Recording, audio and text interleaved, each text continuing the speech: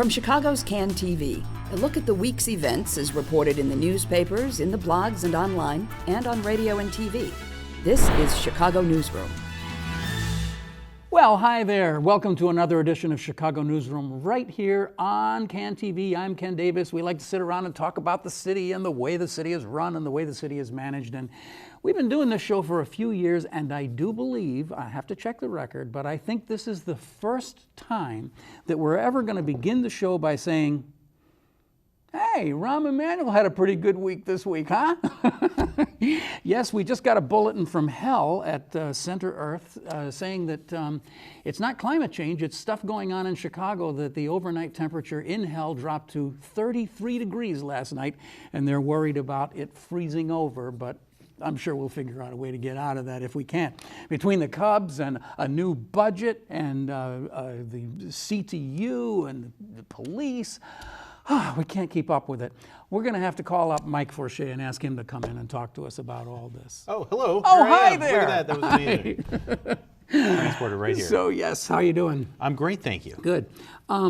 One hardly knows how to begin, but I do think we have to just kind of throw out the big number, right? $9.3 billion is the overall mega number. Yeah, $1 billion of that goes to pension payments. You took the words right out of my mouth, but $1 billion of it comes off the top. Yeah, and probably about $1.5 billion are going to debt payment as well.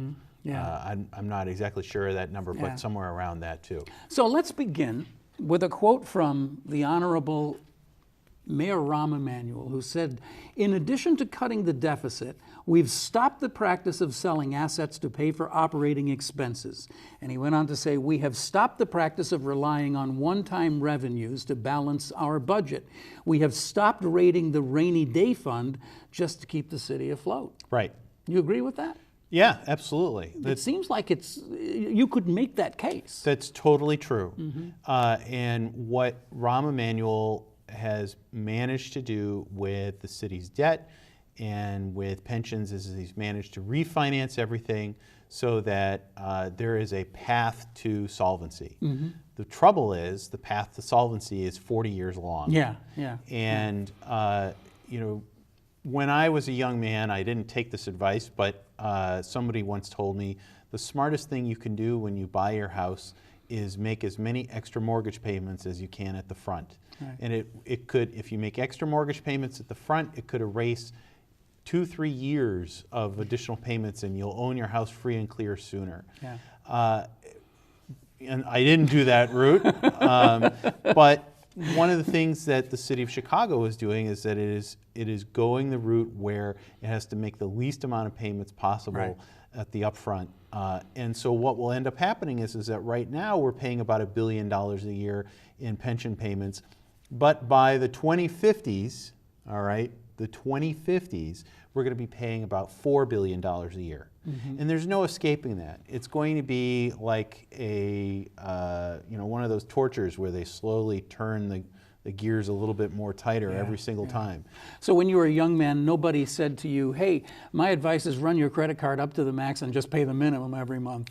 Nobody told me that, but I took that advice. You took that advice. I did that. So you could have been a municipal administrator. I would have been very good. You know, that is the essence of what we're talking about here today, because I'm thinking about, the Edgar ramp, right? I mean, we've been down this road before. We all celebrated in the 90s, I believe it was, when all this stuff was fixed. Except that, of course, nobody ever went up the ramp. And so, we have a very, very slow system where it's just going to keep ratcheting up and up and up and up. And in particular, after 2019, what happens in 2019, the next municipal elections? After 2019, there's going to be another bump up in terms of the amount of payments that we're going to have to make, both for debt and for pensions. The mayor's office, when you ask them about it, their answer is, well, we don't really budget that far out. We just manage year to year. And we've done what we can do now. We've been responsible for doing what we need to do now. So it's going to become a real serious problem that we're going to deal with relatively soon. Or for those of you who happen to have children, I don't know, maybe they'll worry about it later on. So, or grandchildren or whatever.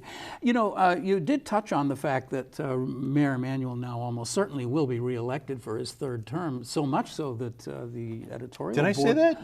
Oh, I no. thought you did. Yeah. No. Well, the editorial board of the Chicago Tribune has already spoken about it today. And, They have declared it to be a fact. Well, here's what I think. On a day when Karen Lewis and Lawrence Massow both say, hey, this is a pretty good budget.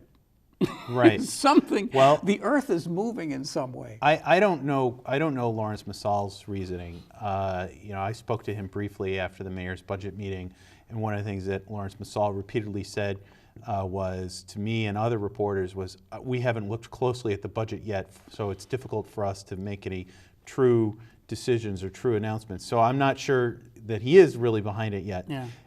Karen Lewis has plenty of reasons to be happy. Yes, she does. Because the teacher's contract that they got is better than the one that had been offered in January. Mm-hmm. And this is, again, significantly so. Another dirty secret that the city government doesn't want to talk about. I and other reporters have been hounding the Chicago public school system in order to tell us what is the true cost of this, and they won't talk about it. Bobby Otter from the Center for Tax and Budget Accountability told me, well, what we should expect is the pension pickup is going to cost an additional $150 million a year, and that when they have the cost of living allowance agreements, the COLA agreements go out in years 3 and 4, that will be an additional $50 and $60 million a year that will be on top of that in years 3 and 4 of the contract. That the problem with CPS's budget is that it was constructed with the idea that teachers were going to accept an agreement similar to the one last January. And so this is essentially $150 million more. The city came up with money from TIFs, which is about $88 million that CPS is going to get. So that means that there's $75 to $150 million more money that they have to come up with that's not in their budget this year. Yeah. Unfortunately, we can't back all of this up with charts and pie charts and everything. Which I wish makes I had it my little, pro charts. Yeah, it makes it a little difficult for the poor folks watching this on TV to understand. But we really need to go back and kind of unpack this a little bit. There's lots of celebratory parties going on because the budget difficulties have been solved, but there are massive questions that remain unanswered.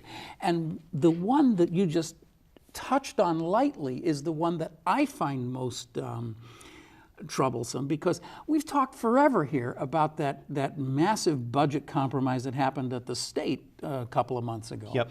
And the state gave the city a lot of money, and that money has definitely helped CPS. It got the schools open in September. Yep. But there was always that weird $215 million that was predicated on quote-unquote pension reform, right? And that pension reform would be defined, I suppose, as much by the governor as anybody, because he's the guy who's going to have to sign that legislation. And one of the things that he really liked was that idea of taking away the 7% pension pickup. And it's probably worth a moment to explain what that is. The teachers don't pay the portion of their cost for the pensions. Well, they pay 2%. There's 9%. Of the 9%. Right. Yeah. And so a number of years ago in a teacher's contract, almost a decade ago, the city negotiated, well, rather than give you raises, I think it was more than that. Yeah, it might be. The CPS negotiated that rather than give teachers raises, we'll just pick up 7% of your pension. And it seemed like a cheap option at the time, except whoever it was that was negotiating it really didn't get the idea of compound interest and present value of money. So it's become worse and worse over time and become more and more expensive for the city. Well, or the schools. As somebody who in the early 80s and much of the 80s, I was one of that pack of reporters that sat around until 3 o'clock in the morning outside the board headquarters waiting to see what this year's settlement is going to be. And I remember that those kinds of things, those were the solutions that were like, selling the tollway or something, just sort of like, okay, we've got nothing else, let's do this. And part of it was public relations because they couldn't give the teachers a raise. Right. There was no money, everything was broke. Right. So they said, well, we'll pick up your pension. Everybody liked the idea. Doesn't have the word raise. That's in it. right. It's absolutely a salary bump. Right. But it doesn't look like one, and the whole idea, apropos of what you were just saying about the ramp that we're venturing out onto now, is, in a couple of years we'll just take that away and we'll go back to just salary when we have a little bit more money or something, right? Well, of course it doesn't happen. It you compounds. can give it, but you can't take it. That's right. You can't take anything away. Right. So now, as you say, the teachers have pretty much won everything they wanted, except that they were able to, they did give up on the new hires will have to pay their 7%. True. But there's raises for everybody, right? And the new hires are effectively going to be paid more money anyway, so it kind of cancels out whatever it is that they were going to be losing. Right. And you know, there aren't a whole lot of real positives that came out of this for the city. What we're really learning now, and it's taken a couple of days. And the Chicago Teachers Union doesn't want to talk about it because they got a great deal, and they want to get all the teachers to ratify it, and they don't want to mess that up. And the Chicago Public Schools doesn't want to talk about it because it's a terrible deal, and they're going to have to, well, it's not terrible, but it's not great, and they're going to have to figure out how to pay for it. It's less good than the one they thought they were going to get, let's put it that way. And most importantly, they have to figure out how to pay for something after which they've already gone hat in hand as much as possible to the state in order to ask for more. It is really what we're looking at is that Chicago Public Schools, in order to pay for this year, is going to have to borrow. And this, even more concerning, is that the money that the city has really put in order to pay for this year, what little they have been able to put in through a TIF transfer, is a one-time revenue solution. It's not over many years. So they're going to have to fix this again next year. Right. And so really, folks, there's no two ways about it. We have to have another property tax increase for Chicago Public Schools. But in order to get a property tax increase, it has to be passed by the state legislature and it has to be approved by Governor Rauner, because we're already at the cap for how much CPS can tax. So that property tax won't come until 2020, because the mayor won't be able to do that until his first year of his third term. Who knows? Well, okay. I am not on board with the idea that he's going to have a free and clear third term. Okay. And I think that the editorial from the Chicago Tribune was pretty myopic. And what's really interesting to me is that I think that the way to be able to count votes that Chicago relied on for 20 years or 40 years has been obliterated. And this was certainly demonstrated in the 2015 election and also demonstrated in the 2016 election for Kim Foxx. There's no way for you to be able to go, this precinct captain, this alderman, this ward committeeman is going to help deliver votes for me in the city. Especially in the African American community, I think that African American aldermen are adrift. They don't have the connections to the same levers of power. You really have a situation where somebody like Byron Brazier, who runs a massive church on the south side of Chicago and is traditionally a big power holder on the south side getting out votes, has now as much influence as a 19-year-old like Lamont Record. And Lamont has tremendous amounts of influence. And the mayor can't pull those levers. Right. And I know pastors that now refuse to speak to the mayor. They don't go to his briefings anymore. They don't think it's worthwhile. So I think that when it comes to African American and also Latino politics, the mayor is completely adrift. And I'm not sure that white voters are really all that connected either. The fact of all these property taxes has not come home yet. We're going to have another scheduled increase this year for the city and another scheduled increase the next year. Right. We're going to see mail like that, like crazy, forever it is that runs. And the 16 shots and a cover-up chant, we're going to hear again and again and again. And you know, we also have this interesting sort of other drama playing out, that the county is not in great shape either. And so You have Tony Preckwinkle now talking about our own sort of Bloomberg tax, right? A sugary drinks tax, which I saw and I thought, yeah, okay, 1 cent, it's all right, we can deal with that. 1 cent Until per I ounce. realized it's 1 cent per ounce. Yeah, yeah. So a 6-pack of Pepsi or something Yeah. can cost you an extra $1. Yeah, or $1.50. Yeah. 144 ounces. Blammo. And that can't rest very well with the mayor either, because he knows he's going to get blamed for that. No, everybody's going to think that he did that when it was actually a completely different taxing body. Maybe so. But actually, the truth is the county is in much better shape because it has kept up with its pension payments, and that its borrowing ability is much, much better than the cities. And actually, the hospitals are considerably better run. Tony Preckwinkle has managed to get the hospital's runaway budget problems under control. And she has actually shrunk down the size of the county workforce. Yeah. When I said that, I didn't mean to say that I thought the county was in crisis in the same way Sure. the city is, just simply that, like everybody else, they've got a giant deficit. What do they got, Yeah. 170 million or something? You know, but that's actually pretty small when you look at the historical deficits. I mean, in the past we were looking at 500 million. And also the city's deficit is historically small this year. Absolutely true. I mean, I remember that first briefing that Alex Holt did at the City Club right after she took office, talking about the structural deficit being almost 700 million. It was 670 or something. And it just seemed so insurmountable at the Right. time. But they've got it down to 100 million. And once you get into that 100 million range, you're in the rubber range where you can Right. just kind of like, you can just There, move paper around. when it comes to fiscal management, Rahm Emanuel's administration has really been very good. Alex Holt and Carol Brown have done a very good job.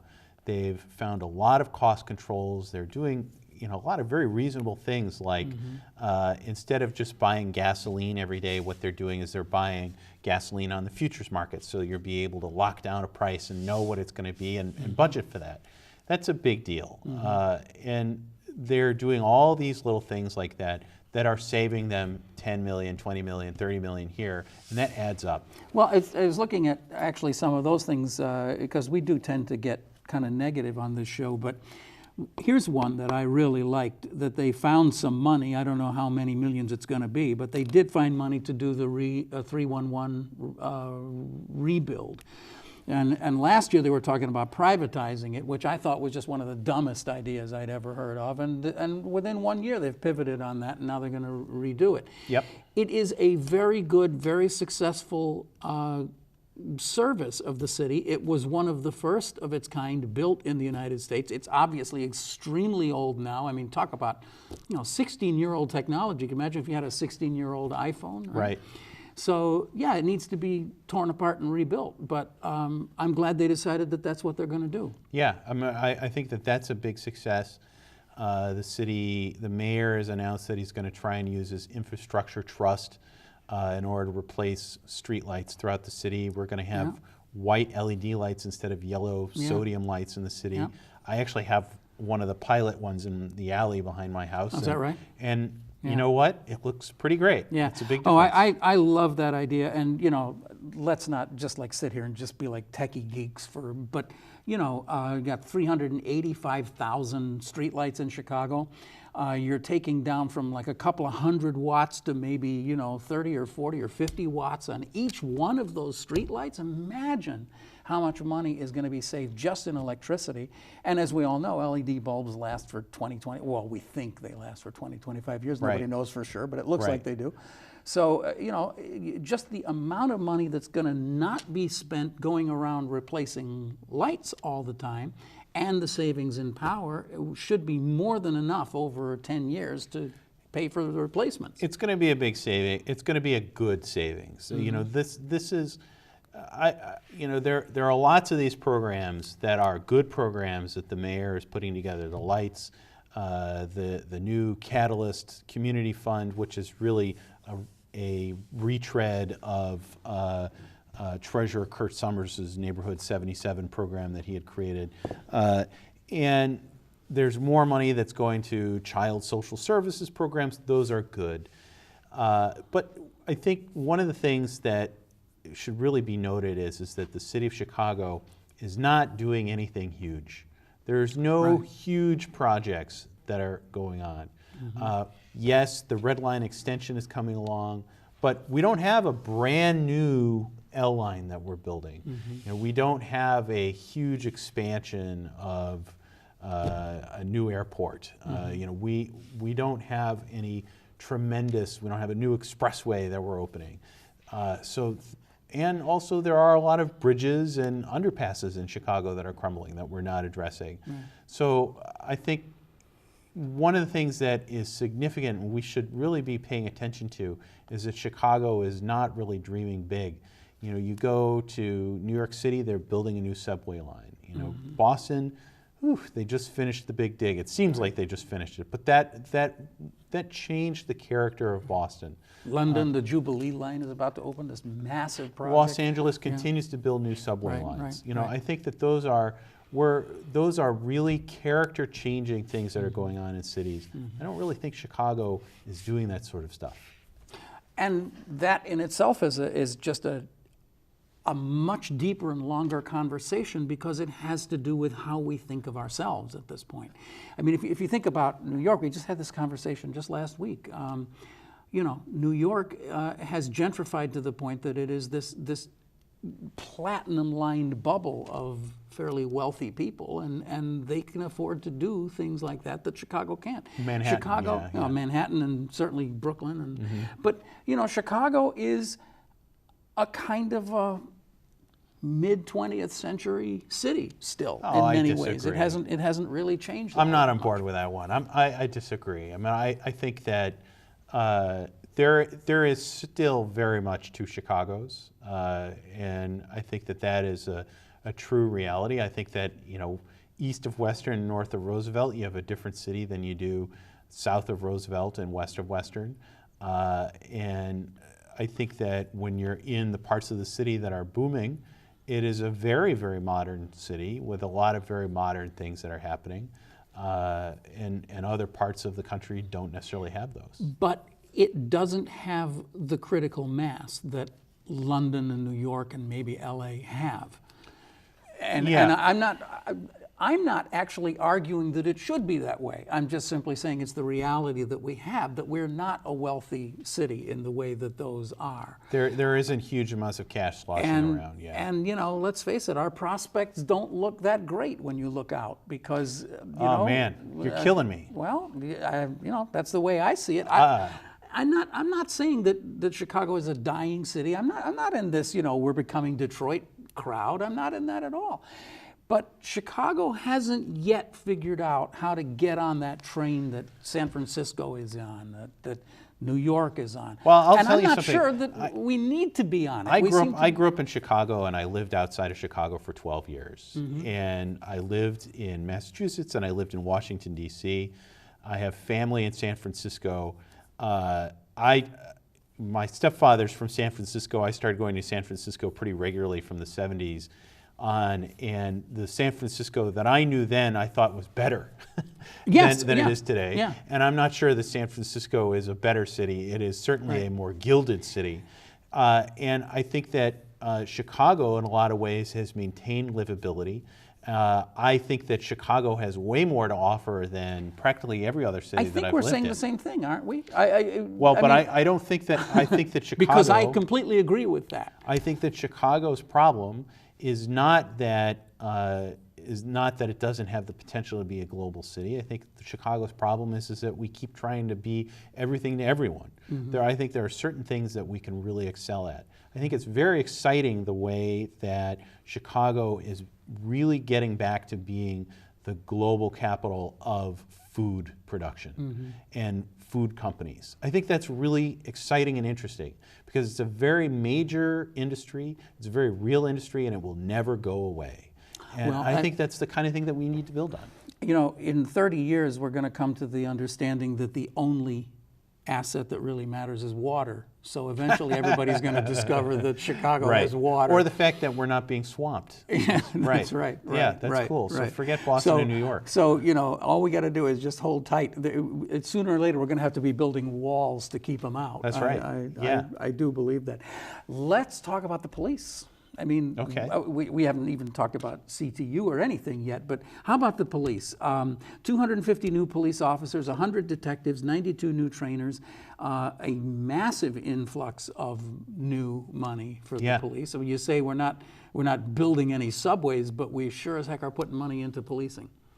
I think it's a significant increase, and there's a lot of money that's going to it, and I think it'll be a real challenge in order to bring all these people in.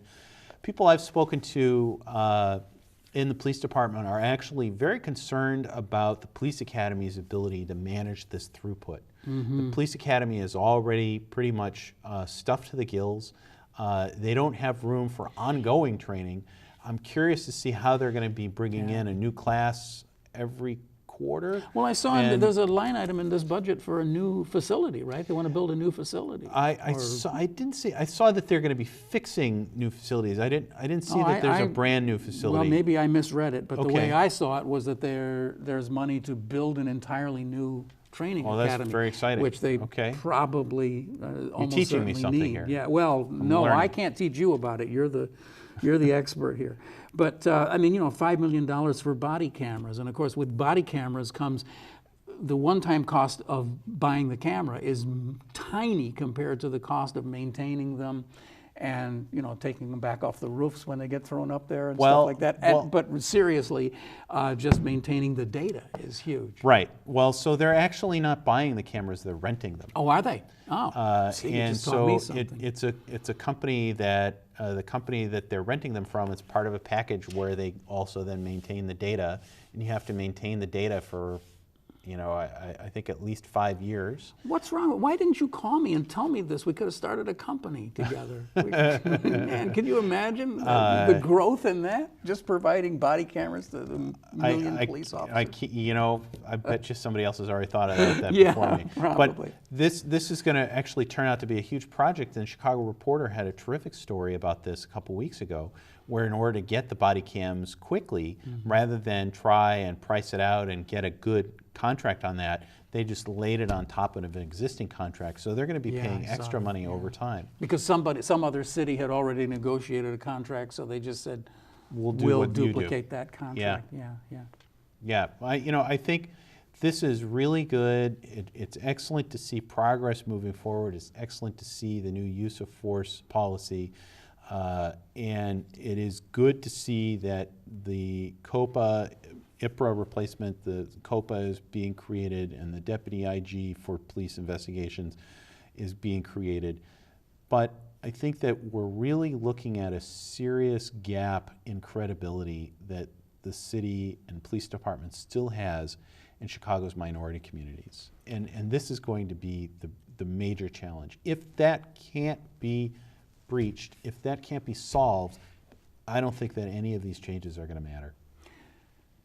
Well, let's talk about that. One of the things that I really was, I have to say I was a bit surprised at, is COPA getting 142 new positions. I mean, that, again, you say that there's no investments, but there are certain things where, there's like just incidentally, there's like a third of $1 billion being put into the Departments of Aviation and Transportation, $337 million, and lots of money into police. So, as you say, it's not these platinum big ticket programs, but they really are sort of reinvesting in some of the departments. Talk a little bit about COPA, the Civilian Office of Police Accountability.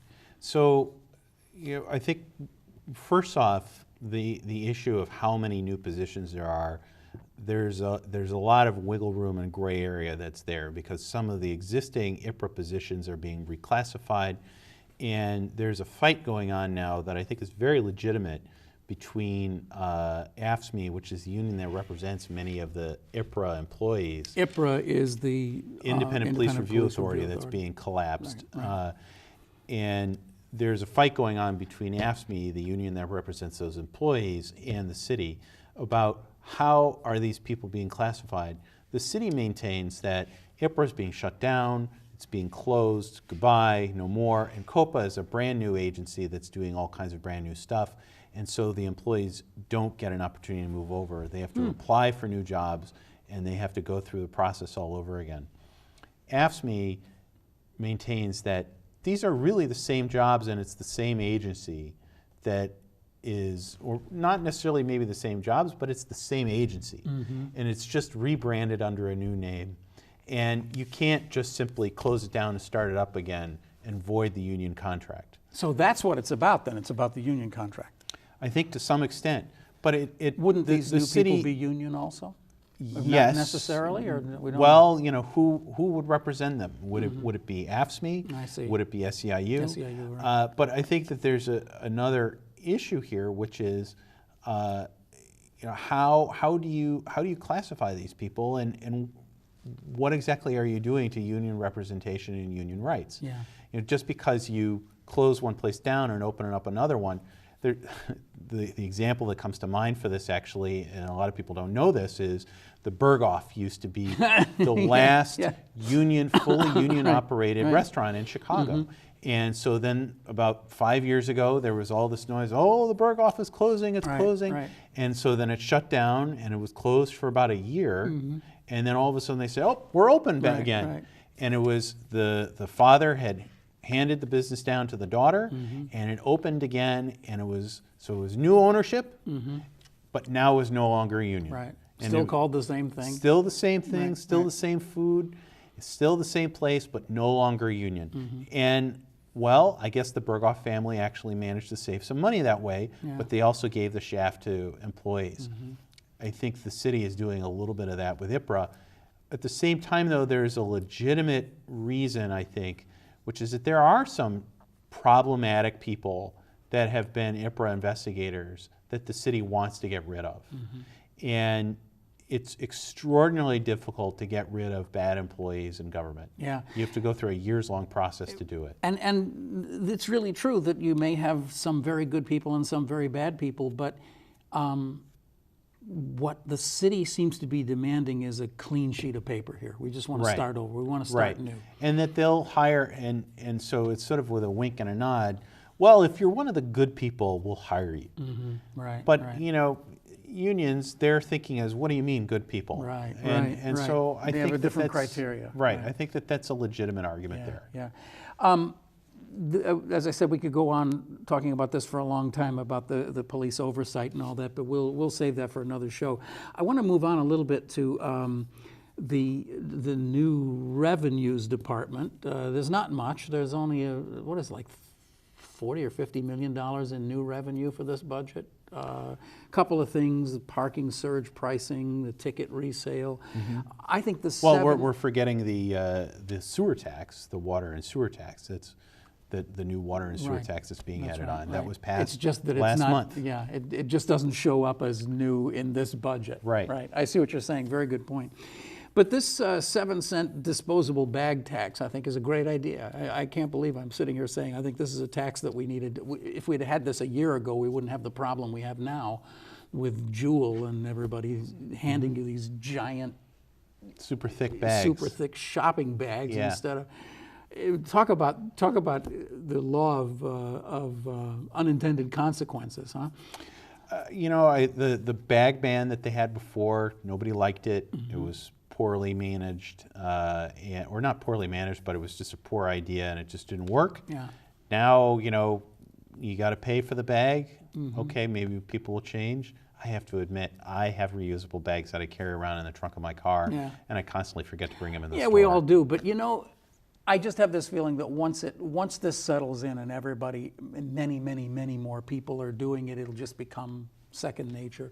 I'm the same way. I've got about a dozen of them in my car, and half the time I'm 2/3 of the way around before I realize I don't have them and all that. So exactly. But it's a very good idea, and you know, from my days in the Chicago Department of Environment, we would tell you recycling is a good thing. We're not saying it's a bad thing, but there's this thing that is ethically and morally so superior to recycling, and that is just not using it in the it. first Yeah, place, right, right? right. Reduction of waste. Right. Don't put it in the landfill in the first place. Right, right. So anyway, that works that The way. best recycling is driving around a junky car for as long as possible. Yeah, yeah, right. That's right. I did that too. Yeah. So have we completed our conversation about the teacher's contract? I think we kind of covered most of it, but I'm curious about the community schools concept. This is just a little something got left on the cutting room floor here. 20 to 55 schools named as community schools, whatever that is. I think that's a really big deal. Do you know what that means? Yeah, you know, one of the arguments that teachers have made and parent groups is that the city has been neglecting the idea that elementary schools in particular are centers of communities, and that they're more than just a school. It's where everything in the community comes together. And there's an interesting thing, which is that I think about 70% of students in the city of Chicago don't go to their neighborhood school. They're going somewhere else.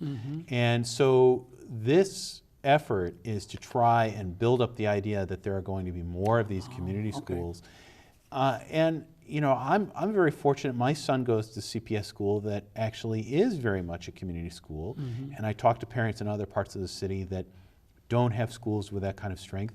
You know, the result of having a community school is that we have events that go on there. The parents see one another, the kids see one another, people volunteer, they become part of it. They have, you know, everybody turns out for the funny little Halloween parade of the first graders and kindergartners tromping around in their outfits. It is a very different kind of effect than it has on a community. And then there are also other services that can then be added on that really help. Like you can have healthcare services, you have more outreach programs, then you can have sports programs that are in the schools and the people in the communities go there.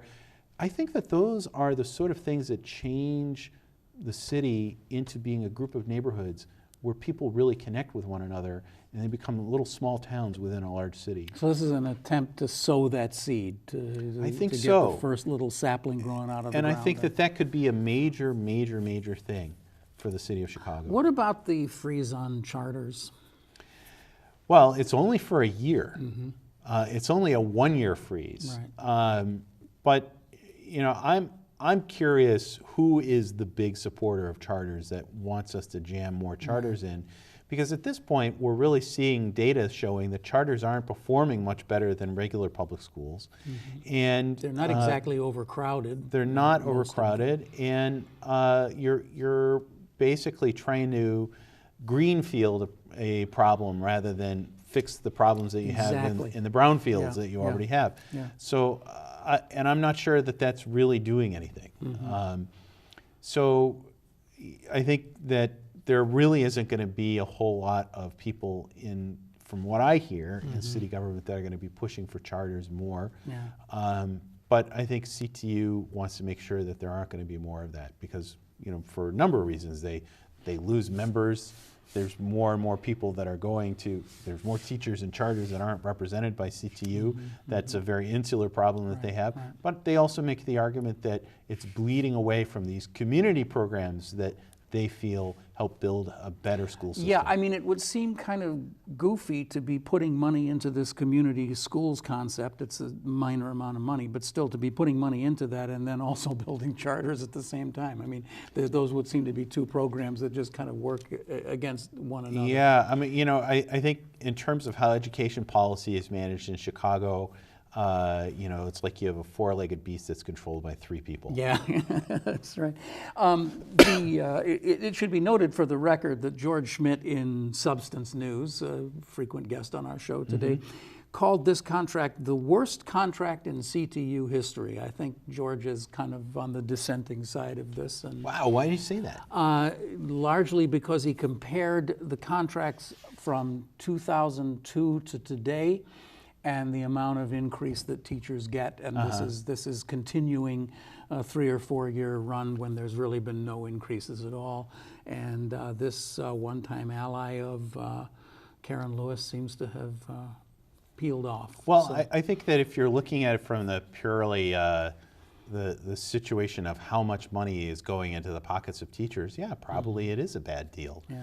But when you're looking at the perspective of how screwed up our school system is in the city of Chicago and how many problems there are in Springfield, I'd say the teachers came out ahead of everybody else. Well, see, I thought it was an interesting perspective to have out there because it's so easy to editorialize, as I've seen today. You know, how come the teachers never put anything on the table? Everybody else put something on the table and the teachers walked away with everything they wanted. Well, they didn't really. I mean, they didn't get everything they had dreamed of, although they did get a really good deal, I guess. So, I'm not going to call myself a union backer, but I do have a cousin who has been a CTU member and a teacher and still works in the school system. And my son goes to CPS, and I have a lot of personal knowledge and experience with how dedicated teachers as a whole tend to be in our system. Yeah. And I have a lot of problems with how much applause that firefighters and police officers get versus the amount of applause that teachers get. Yeah. You know, I think that teachers in our system really are doing a lot of amazing things. We have weekend events where teachers show up and do all kinds of stuff for kids. Right.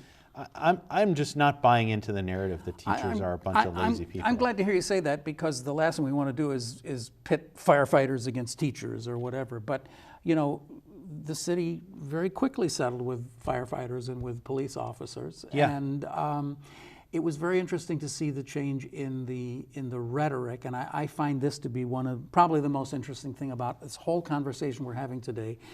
And I don't know if I'm going overboard on this, but I do give Forrest Claypool some credit for some of this. I think Claypool, from the beginning, he's always had that kind of public stance that, no, our teachers are good and they do really good work and we're proud of them and we'd like to work something out.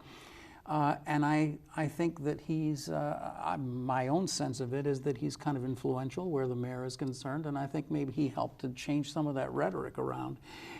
It's not that they're not, obviously their job is to be adversaries with each other and to fight for their own sides, but for the first time we're seeing some respectful dialogue, and that's a good thing to see. Well, it didn't include Forrest Claypool. He was not at the negotiating table at all. And I think that was a strategic decision. Absolutely. He's also a lightning rod. Exactly. Right. I think that maybe he's been a moderating influence on decision making when it comes to education in Chicago. But a lot of arguments are made that the time for moderation in Chicago education is gone and that there needs to be more radical decision-making and more stronger decision-making. The time for moderation in Chicago education was probably like 1925 or something. Well, yeah, okay. But, you know, I think and that is the complaint that teachers have with him. You know, we'll see. Yeah. I'm not saying this as you know, some great celebration of Forrest Claypool. I'm just simply saying that compared to what we have seen in the past, his voice is a little different. But we'll wait and see. I did want to mention that I had the great pleasure of being at your event a couple of weeks ago where you asked the question, is the financial crisis over in Chicago? It was a great conversation. Thank you. The answer seemed to be no. Yeah. 4 people on the panel. Right. And they each spoke for about 10 minutes and each one said no, right. no, no, right. no. So is it over now? No. Oh, okay. You know, the panel that we had was Bobby Otter from the Center for Tax and Budget Accountability. We had Mike Reaver from the Chicago Chamber of Commerce. We had Brian Bernardoni from the Chicago Realtors Association. And we had Craig Chico from the Back of the Yards Neighborhood Association. A bunch of wild-eyed radicals if I ever saw one. And actually what was really fascinating to me was actually how Craig, the guy from, well, he's from the original Saul Alinsky organization. Yes, yeah. And his argument was there's not enough investment being made in business in Chicago, Yeah. which was amazing to hear from the big social services Right, guy that's, right. you know, lefty as it comes. Very interesting because this kind of like tears the top of your head off. It's like, oh, I never thought about it quite that it way. would be like if Mao came out and said, Yeah. we need more business investment. And so but the other thing that really that the guy from the chamber and the guy from the realtors and the guy from the budget analysis group all said was, well, actually, we're on a path, but it's just going to keep ratcheting up more and more, and it's going to get harder and harder as we go by. And really, and this was a fascinating statement that came from Mike Reaver of the chamber, the Chicago Chamber, the fact is that it keeps ratcheting up every year, And every year there's new fees and new taxes and coming from wild places. So, we have a new 911 fee in order to pay for one pension. We have a new water tax to pay for another thing. And we have a new garbage tax to pay for another thing. Why don't we just raise our property taxes once and get it over with so that we know what it is that we have to deal with and we can plan for this in the future? This is what the guy from the business organization said. Yeah. So I think that there's going to be a lot of nobody's happy. And I think to say now Rahm Emanuel's third term is assured, I mean, we're certainly hearing not just from the lefties that are upset, we're hearing from the moderate rib rock Republican kind of people that are upset. Yeah. It was a very interesting conversation, and that can be on, you can find that online too, right? Yes, Go to the Daily Line, and congratulations on the Daily Line. It just keeps getting better and better. You got a podcast now. And, we have a great podcast it's great. every week. So, Please listen to it. You can find it, the Aldercast, on iTunes. Please listen. It's really good. Used to be Alder Track, now it's Daily Line. TheDailyLine.net. Just in case there's any confusion about that. Yes. Mike Fourcher, thanks so much for being with us today. Thank you. Great to really be here. enjoyed having the conversation. It's always great to have you here, and we'll certainly be bringing you back. Thank okay? you. Thanks a lot. You have been watching Chicago Newsroom. That's what you do, right? You watch Chicago Newsroom, and we're glad you do. It's a production of Can TV, and we are eternally grateful to them for assisting us with the production of this program and presenting the program. You can watch us anytime by going to this address right here and seeing all of our past shows, if for some reason you would want to. I'm Ken Davis. We'll be back next week with another one just to add to the pile of things you haven't watched yet. And we'll see you next week. Bye-bye.